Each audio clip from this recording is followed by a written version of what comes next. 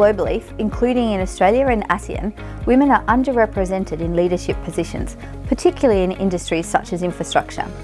We have effectively turned our back on half of the population of Australia.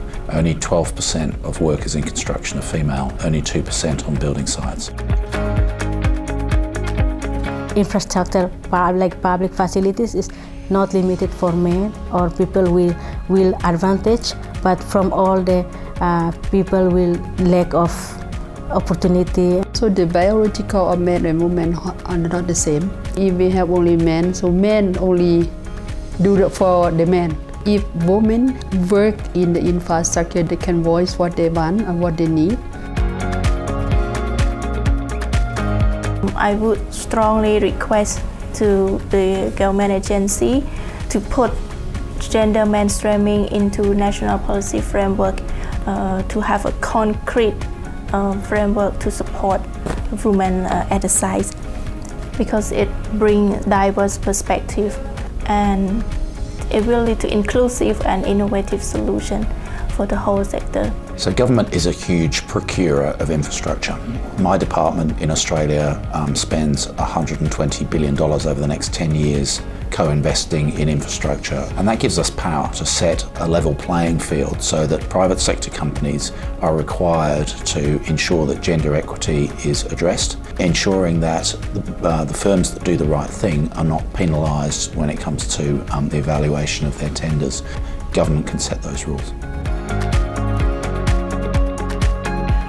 So I think for the private sector, there probably needs to be a bit of carrot and stick. The carrot is the incentives, like the economic benefit of having access to a broader talent pool, different variety of ideas and knowledge and understanding to get better solutions. The stick side is a little bit around the government setting policies that provide an environment that encourages the private sector. Publishing gender pay gap information, publishing data on workforce participation. Find the women in your organisation who have talent but maybe lack confidence or maybe haven't seen and imagined themselves in leadership positions, and back them and sponsor them and care about it and talk about it all the time as being a real priority for you as a leader, and then it will cascade through your organisation. We'll be able to encourage private sector to better understand what gender planning is, and so that they can respond.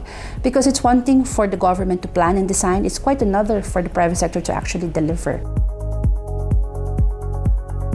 I think everyone, family, friend, colleagues, should encourage and support young female to participate in STEM course and catch up the technical career later on. It's really important that women have a voice and they feel confident in expressing their views and their contributions and be active in the decision making around infrastructure and decisions on public procurement in the infrastructure sector.